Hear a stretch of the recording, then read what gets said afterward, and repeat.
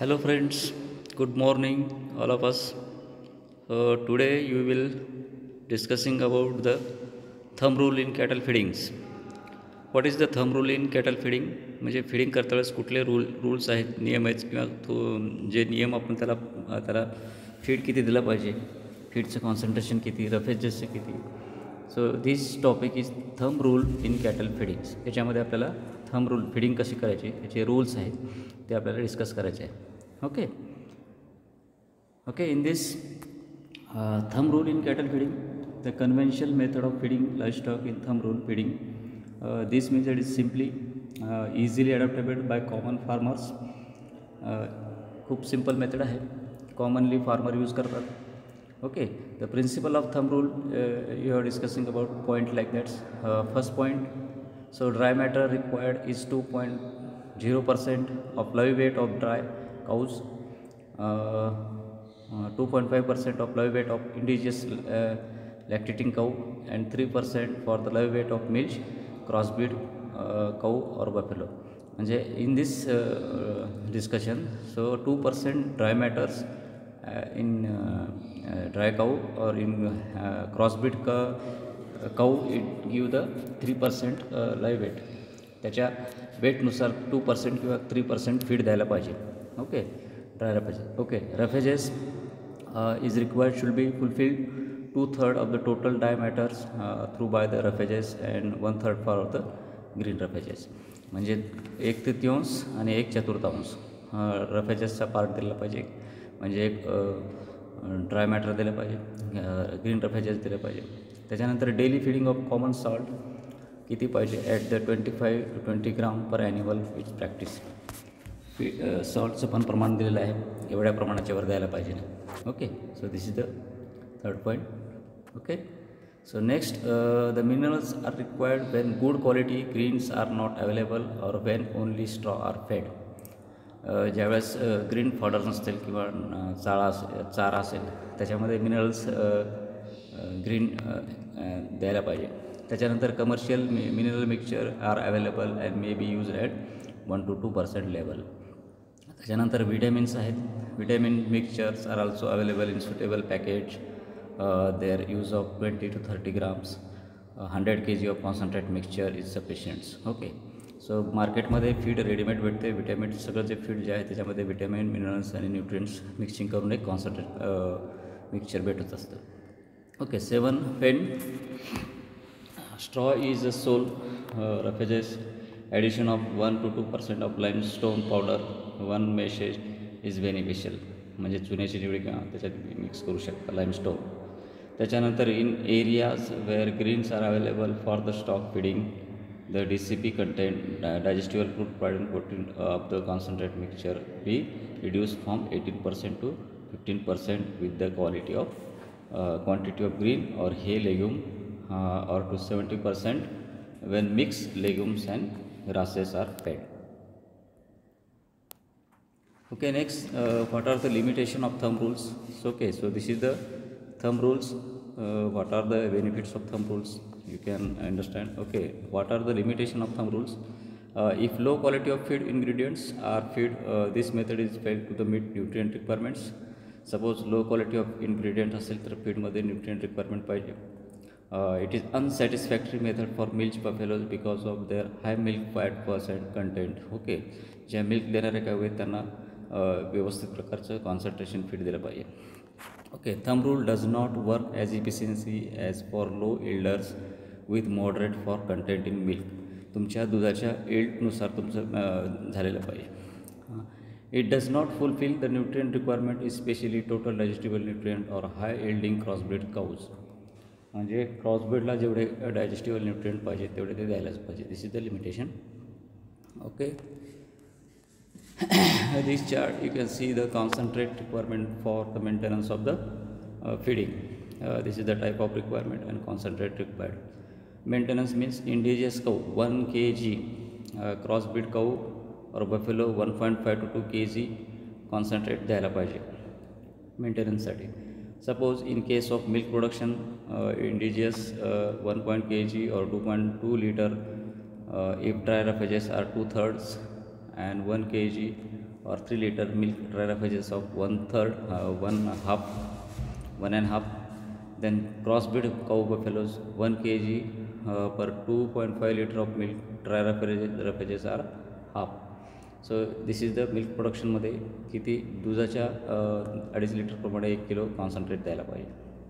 Okay, at the time of pregnancy for cow 1 kg extra allowances during 6 months to the pregnancy of 20 kg during the 7th, 8th, 9th month मध्ये 2 kg ते 1 kg पर्यंत concentrate द्यायला पाहिजे. Okay, second buffalo 1 kg extra allowances during 7th, 8th month and 2 kg for 8, 9 to 10th months. Suppose in breeding purpose bulls extra 1 kg extra allowances during the breeding periods. So this is the charts, the standard charts for the given to the feeding of the thumb rule feeding of cattle in the managements. Okay. So this is the dry matter requirements depend upon body weight of status productivity. So cattle 2 to 2.5 kg of diameter at the body weight. समजा त्याचं body weight असेल 400 kilo तर त्याप्रमाणे त्याला 2 ते 2.5 kilo प्रमाणे dry matter द्यायला पाहिजे. देन क्रॉसब्रीड और buffalo 2.5 or 3 kg dry matter per body weight द्यायला पाहिजे. So you can this is the formula. Total dry matter required for the feeding of the animals 2/3 as refuges, 1/3 as concentrate, 2/3 as dry refuges and 1/3 as green roughages. म्हणजे roughages जे काय dry roughages असतील तुमच्याकडे green roughages असतील तर त्या प्रमाणामध्ये. So this is the formula for the given way of the feeding of the animals. So example, if 400 kg crossbreed cow require 10 kg of dry matter per day. समजा एक 400 किलोची crossbreed काऊ असेल तर तिला 10 किलो ड्रायमीटर द्यायला पाहिजे. तर त्याच्यामध्ये कॉन्सन्ट्रेट्स किती पाहिजे, रफेजेस किती पाहिजे, एक्झाम्पल दिलेलं आहे. Concentrate is equal to 1/3 means 10 into 1/3 divide is equal to 3.3 kg. Raffages 2/3 means 10 into 2/3 is equal to 6.7 kg. This is the concentration and this is the raffages. 3.3 kg raffages concentration देऊ शकता 400 kg च्या 10 requirement of the 10 kg and 6.7 is raffages. So in 6.6 kg diameter of raffages minus is equal to 2/3 as dry raffages hash into 2/3 4.4 kg dry raffages द्यायला पाहिजे. 1/3 is green raffages hash 2.3 it is 2.3 kg is the raffages द्यायला पाहिजे. This is the formula or example for the how much calculate like that is you can give the feed of the 400 kg crossbred cow. Okay, you can this concentrates same. Cow 1 kg concentrate required per 100 kg of milk production, 2/3 dry raffages, 1/3 green fodder. You can this milk या प्रमाणात तुम्ही dry raffages and green fodder द्यायला पाहिजे. Buffalo and crossbreed cows 1 kg concentrates, 2 kg milk production साठी 1/3 dry fodder, 1/3 green fodders. Then pregnant animals 6.4 month 1 kg concentrate and 8 to till production is 2 kg concentrate. You can look at this is the concentrate.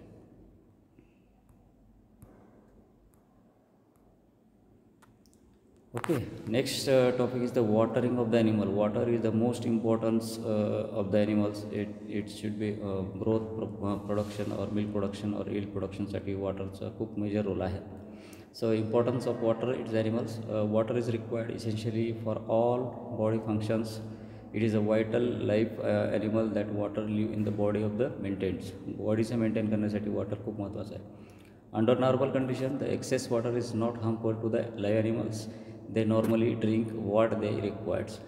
जे excess water ते घेणार नाहीत त्यांना जेवढं water लागेल ते तेवढंच घेणार आहेत. Okay, so it is not harmful the excess water. So then on the other hand, the animal will be die more rapidly is deprived of water than the deprived of foods. ज्यावेळेस food नसेल तरी चालेल पण water जर भेटलं नाही त्यांना तर ॲनिमल डाय होऊ शकतात. Generally water requirement of adult cattle 3.5 kg per kg of dry matter intake. तुम्ही जर ड्राय मॅटर 3 kg असेल तर त्याला ड्राय मॅटर पाहिजे. इनटेक ऑफ सकलिंग काल्स म्हणजे जे दूध पिणाऱ्या काल्स आहेत त्यांना 6 to 7 kg of every dry matter required for this water. Then consumption of increase during the late pregnancy. जसं वॉटरचं रिक्वायरमेंट वाढायला पाहिजे. The milking cows and buffalo require additional amount of water to the tons of 4 to 5 kg of each milk produce. जे milking काऊ आहेत त्यांना extra water दिलं पाहिजे. The birds require less water compared to the mammal as per the unit of body size. Depending on body size, requirement of water. Okay, what are the factors affecting of water intakes? First is the quality of feeds. The which type high protein diet, pentosan, salt, salts, fibers, and the diet increase in water requirement. The silage and laxative feeds increase the water needs. Then times of watering, what times is more water is consumed during the night than the daytime. So further season also affect the water requirement and the consumption of the animals. Time खूप महत्त्वाचं आहे. संध्याकाळी किंवा त्यांना जास्त पाणी प्यायला लागतं आणि depending upon the season. Then quality of water. Water may be many toxic material because of the property as the solvent. So presence of excess mineral salts and water contamination with. Okay. So this is the drinking water requirement per day. म्हणजे एका दिवसाला मेंटेनन्ससाठी कॅटलला किती पाहिजे water आणि लॅक्टेशनसाठी किती पाहिजे म्हणजे milk देणाऱ्या किंवा दूध देणाऱ्या गाईसाठी. Suppose you can for maintenance cattle 30 to 40 liter per day, sheep and goat 4 to 5 liter per day, त्याच्यानंतर poultry 0.5 liter per day and pig 6 to 8 liter per day. For lactation म्हणजे मिल्क देणाऱ्या it is 3 to 4 liter per kg of milk. एका kgच्या milk एका लिटरच्या मिल्कसाठी you can give the 3 to 4 liter of water. Animal drinks more when it is cool, clean and fresh. जर ॲनिमलला water clean आणि cool असेल तर ते फ्रेश ड्रिंक मोर करू शकतात. As this is the habit. Then intake of drinking water is generally 2.5 times that dry matters and 10 to 15% of the body weights. म्हणजे drinking water is generally 2.5 times that the dry matter and 10 to 15% of the body weight. The ratio of dry matter intake to water is intake. समजा dry matter एक घेतलं तर 4 प्रमाणात त्याला पाणी द्यावं लागते. 1:4 this is the ratio of the dry matter intake to the water intake.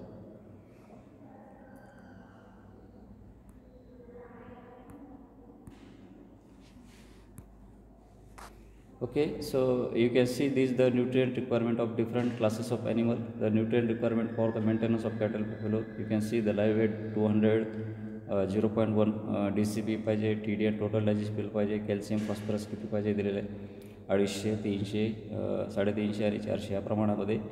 Total digestible crude protein आणि टोटल डायजेस्टिबल न्यूट्रिएंट कितीमध्ये KGमध्ये आणि कॅल्शियम फॉस्फरस हे न्यूट्रिएंट मेंटेनन्ससाठी आहे. Okay, so nutrient requirement for different classes of animal. Nutrient required for the production per kg of milk म्हणजे milk पर kg मिल्कमध्ये किती द्यायला पाहिजे. Fat percentage 3 असेल तर DCP किती पाहिजे, TDN किती पाहिजे आणि कॅल्शियम किती पाहिजे. Okay, you can see this chart depending upon the fat DCP. So you can give the calcium phosphorus and DCP milking of production of the cows. So nutrient required for growing cattles जे वाढ होणारे वासरं आहेत त्यांच्यासाठी आपण देऊ शकतो. जसं 45 kg असेल सो DCP इज 0.15 DCP. त्याच्यानंतर TDN किती पाहिजे 0.8 पाहिजे. त्याच्यानंतर कॅल्शियम एवढं 7 ग्राम पाहिजे. फॉस्फरस 6 ग्राम पाहिजे. 75, 100 आणि 100 या प्रमाणात चार्ट दिलेलं आहे ते तुम्ही बघू शकता. Thank you for this listening video. It is very easy or thank you.